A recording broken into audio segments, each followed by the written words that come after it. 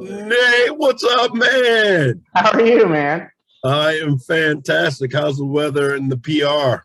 Oh, it's beautiful. It was super cold this morning, 66 degrees. Everybody, I'm serious, everybody was freaking out at my house this morning because they were like, I can see my breath. That's a huge deal. People in the north in our Pennsylvania office are probably hating you right now. I don't even bring it up. I try not to bring it up. So introduce yourself and your role with Collab Lending. Sure. My name is Nate Stewart. Formerly, I was a professional educator. I was a teacher and administrator in a bunch of different schools in different parts of the world. And then during the pandemic, decided I needed to change. And so we decided to move to Puerto Rico, this is where my wife is from. And so my kids can grow up around family and in warm weather and enjoy beaches. And so currently, when I joined Keystone Alliance Mortgage, now Collab Lending, I've joined with zero experience, very green, just willing to learn. And so since then, I've been able to get my test passed. And I'm currently, my title is a junior loan officer. I work on the inside sales team. And yeah, I'm just learning every day. That's my job, is to learn, get as many reps as I can. And that's what I'm doing right now. That's the only way to learn, is just by digging in with both feet, jumping in with both feet, getting it done. Congratulations on passing that test, because a lot of people think that's an easy test, but it's not an easy test. No, it's not. And I didn't even have, I was like looking like this, like to see the score. It didn't feel good in the moment, but thankfully, yeah, got it passed. Should I ask what your score was, or we'll just say you passed? You can't. Let's just say I passed.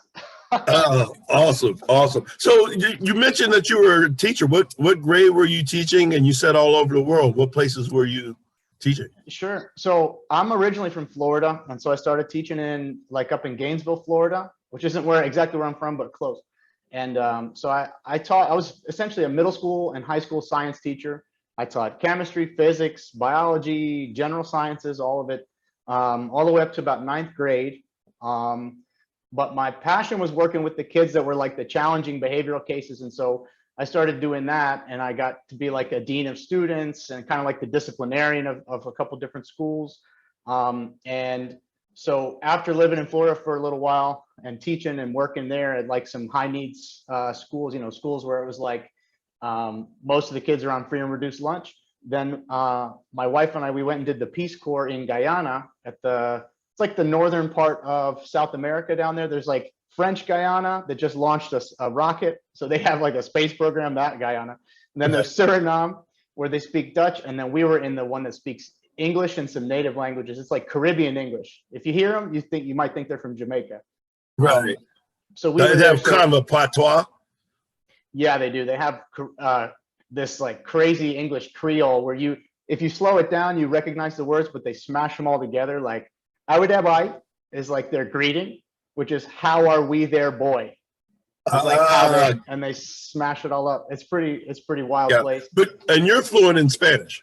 That's correct. Because the next place after Guyana was Colombia, in Bogota, Colombia, and I started working there, just teaching science, and then started working with the kids that were having behavioral issues. It was a private school, so the families were quite well off, but you still get issues. You still get a lot of different kinds of issues, but every place has issues, right? And so I started learning Spanish to be able to work with the parents and the families, and that's when my Spanish really took off, was in that role. And I was there for 8 years, and then the pandemic came, and it was like working full time, teaching kids full time, teaching my kids at home full time, and it was just, I got burnt and said I want to do something different. And my wife thankfully was up on Facebook and saw Dre's solicitation for anybody wants to change their life, and I was like, sign me up. So here I am. What was the determining factor? He said, you know what, this seems like a place I want to work. I mean, at first it seemed a little like too good to be true, really, like, because I was being told by I think I even had a conversation with you early days, like early in the application process, about how good the culture is, and this is you were glad that I remember you telling me you were glad to have found this company even like kind of later in your career, and that you had worked in different capacities and things. And I was like, okay, well, this is either a cult or it's the real deal. I was like, and and thankfully, you know, because I would just be interviewing and be invited to these meetings where there's like, you know, this all-time winningest NCAA coach coming to give like teamwork talk, and then there's people that was cool, and then I could see people like actually being vulnerable in the meetings of like sharing some difficulties that they're going through, and I was like, okay, hold on, like this seems like a real group of people that actually care about one another. It's not just like dollar signs and numbers and let's go, you know, kind of a situation, and that was really appealing. And you know, this is for me my first time in the corporate world, and so I wasn't sure how good of a fit it would be, but thankfully I like the work. I like the people. It's really cool to get to feel like I'm really helping people, because people, it's like the biggest purchase people make in their life, and it's to put themselves in a space where they're going to spend most of their time, and you get to help with that. And so I'm in. I like it. Yeah, it's not just the financial; it's a very emotional part of it, which I'm sure you're figuring out. Yes, big time. Yeah. So what's been the most rewarding part of it? I'm guessing, you know, like you're helping a family get into a house. But, I mean, yeah, you said it. Like just helping people. Like the other day, helping a veteran get pre-qualified where he didn't even know, you know, if he could qualify, and getting him pre-qualified, just giving him a pre-qualification letter. For him, it was like, it meant the world, and that he can actually go out and start looking was really cool. Helping a lady the other day refinance a whole bunch of debt and get out from under some debt and consolidate it and improve her monthly payment. So she's actually paying less on a bunch of debt, and she was emotional on the phone, and that was cool. It's just, that's been my favorite part so far, is just seeing all the different ways that it can really impact people's lives and help people out is really cool. yeah, I mean, debt consolidations are that, like the refi, the rate term is probably going to slow down a lot. It already has, but there's a lot of people, especially because of COVID, that are trying to do some debt consolidation, and it's amazing. It's almost transformative, because, you know, even if it's $100, I've had clients that like thousands of dollars they're saving by just paying off some debt.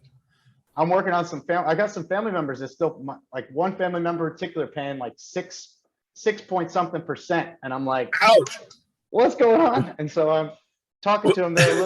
They're taking their sweet time to fill out the application. So I think I'm going to have to contact them and walk them through, which is fine. But you have to do is just say, okay, every month that passes by, this is how much money is not going into your pocket. And then that's a good tip. That's a good tip. Yeah. Well, the numbers don't lie. And that's usually really motivating. If you see, I could, you know, that's, you know, if it's 600, let's say it's $600, 2 months, $1,200, that's a mortgage payment for a lot of people. No doubt. No doubt. Yeah. What's been the toughest? Probably just learning the different loan programs and guidelines, I'm guessing.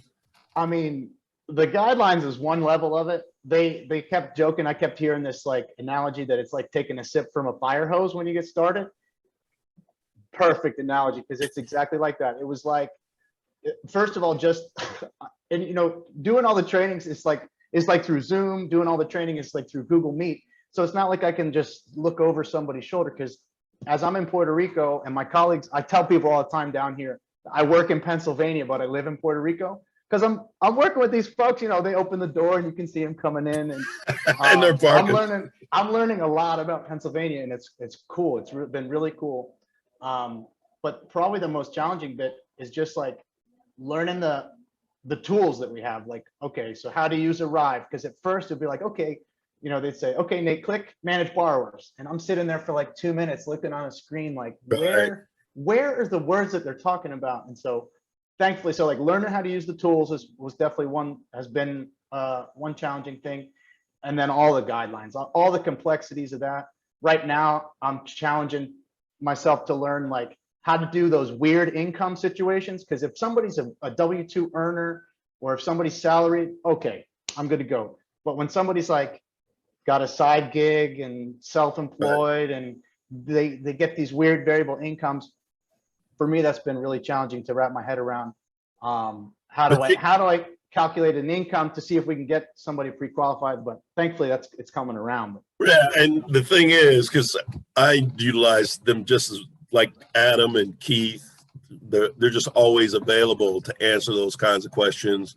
Loan partners like Reggie, who knows everything, Monica. So it's nice to have, and I think actually the virtual world has helped, because even though they're in Pennsylvania, they're a Zoom call away from walking you through something. So Definitely. like I think back and say, man, I wish I had that when I started.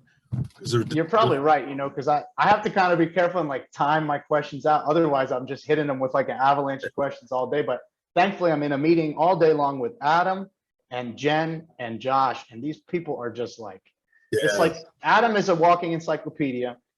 Josh, he's Rain Man. I call him Rain Man. He just knows everything. He just knows a ton, man. And Jen too, with all her experience and time doing it, I can lean on him. I've been leaning on him pretty good. And so thankfully now I'm able to like bring some value, and it's not just me asking him and slowing him down. Thankfully now I feel like I'm bringing something to the table a little bit. Yeah, you're still early, man. You're ahead of the game. So what are some of the goals that you have set for this year? Yes. So, well, the main one is, so I started in November of 2021. That's what it was like, day one, November 8th, 2021. My goal is to become an outside LO by January of the following year. So in 1 year's time, I'd like to be able to go out.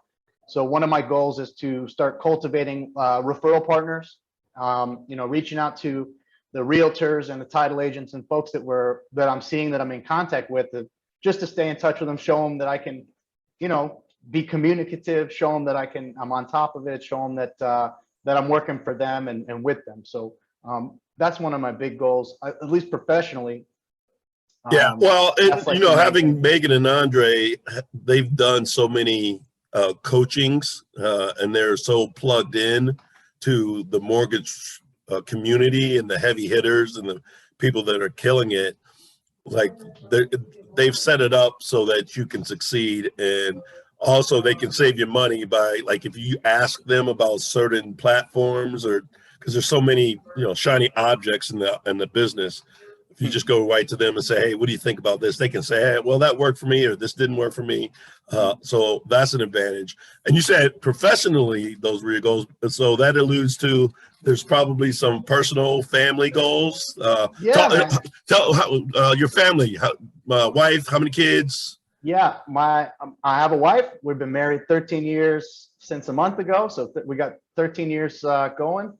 2 children, both of them were born in Colombia, which was a cool experience, because down there, believe it or not, the healthcare down there was actually, I paid more to park the car for the birth of each child than I did to have each child in the hospital in a private suite with the whole thing. It was crazy. Well, I was in Peru for 5 weeks, and I got E. coli, and I always keep my passport in the safe, and I just have a copy of my passport. I walked in with a copy of my passport to the hospital and saw a doctor within 10 minutes and had an IV drip within 15 minutes, and I was out within an hour. So I do believe that. Yeah, cool. Yeah, so you can tell from experience. So, and how old are the kids? My eldest is 6, about to turn 7 in March, and my youngest is 4, and they're awesome. Yeah, I have a goal related to them. I'm trying to meaningfully play with them 3 times a week. They have we do a little, they like to wrestle, they like to go outside and play catch and kick a ball and all those things. So I'm trying to make sure that I'm giving them some time. 2 boys? And same with two girls, really. 2 girls. My eldest is actually non-binary, and then my youngest is a girl. Okay. So so that's also been a learning curve, man. That's a whole other conversation. But yeah, that's those are my children. That's the other thing about awesome. the beautiful thing about collab lending, because we run the gamut diversity wise. It's just this big melting pot, right? Yes, indeed. Yeah, that has been a nice thing to see too, because at the beginning stages of interviewing, people were saying oh, one of our values is diversity, which sounds awfully nice, but it actually is something that the company practices. Right.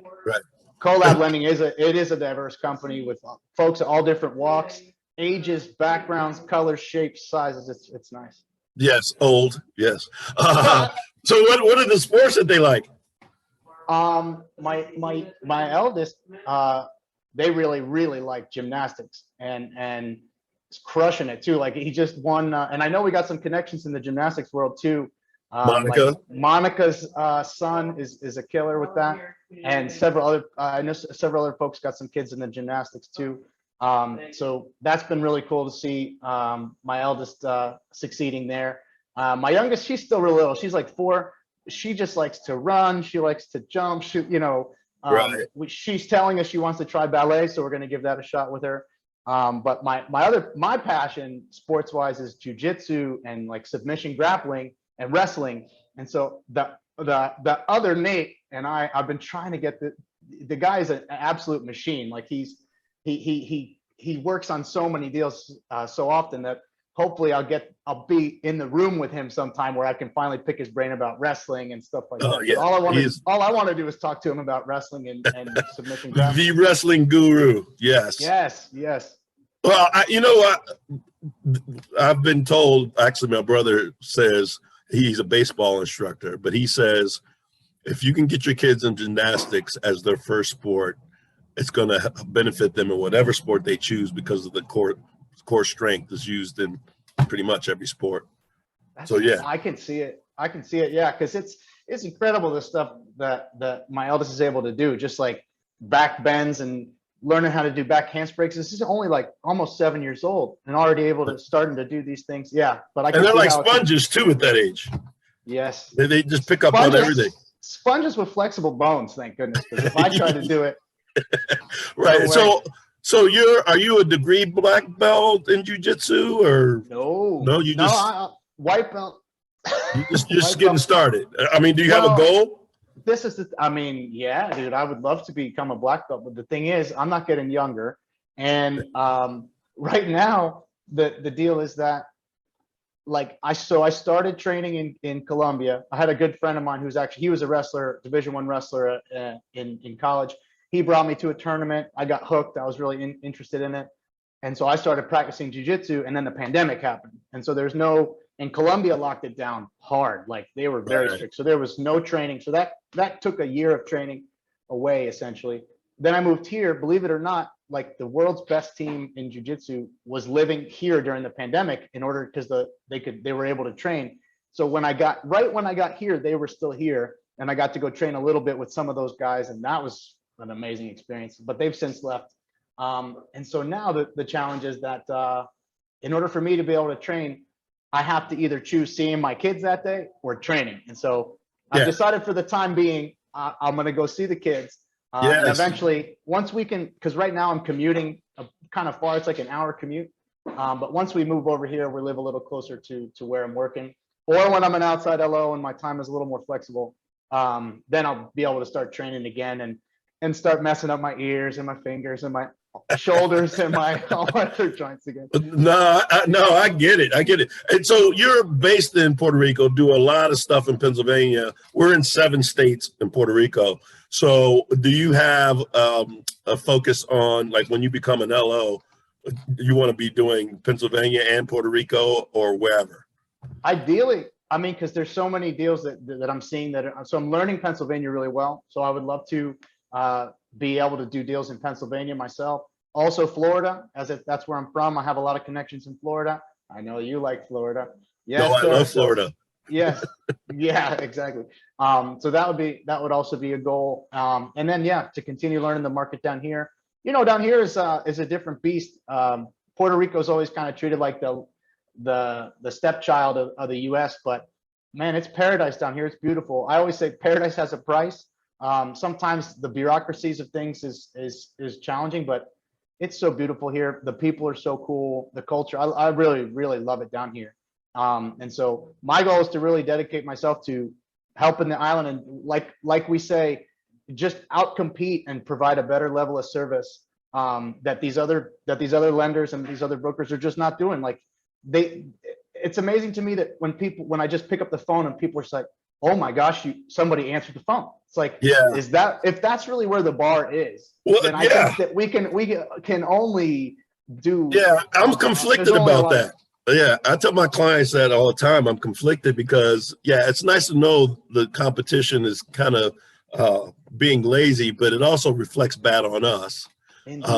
Yeah. So what you do is just, under promise, over deliver. And I'm sure there's a lot of people that don't even think about purchasing or being able to purchase in Puerto Rico. Right. And I can only imagine that you get a lot of second homes there in that office. Loads. And Loads. Yeah. Right now, that seems to be like the main clientele, people looking for second homes. Because, down here, you don't need a passport to come. You can just get on a plane with a driver's license. It is the United States. Everything here is dollars. You'll recognize most of the brand names of the stores around here. You go to the mall, you recognize almost every single brand. But obviously, it has its own culture, massive culture. For a tiny island, it's like 30 by 100 miles and like 3 million people. But like the number of artists and singers and the food culture and the musical culture, like sounds like St. Pete. Sounds like where I am. Yeah. Well, it's similar to St. Pete. I mean, St. Pete has a lot going for. I mean, professional baseball. I love St. Pete Beach, but yeah, that's been cool. So hopefully, I'd like to help more native Puerto Ricans finding their first homes and things like that, because right now there's a lot of attention for folks coming to the island for Act 20, 22, Act 60, which is cool. Great. Come and enjoy this beautiful place. But there's lots of native Puerto Ricans who are still trying to go down the same old route of finding conventional financing through the banks on the island. And the banks on the island, I mean, good luck getting somebody on the phone. Good luck being treated like a human being. We are here to outcompete them. I mean, that's my personal goal, because I'm sick of standing in line at these banks too, because you kind of have to, because they kind of run a monopoly in a certain sense.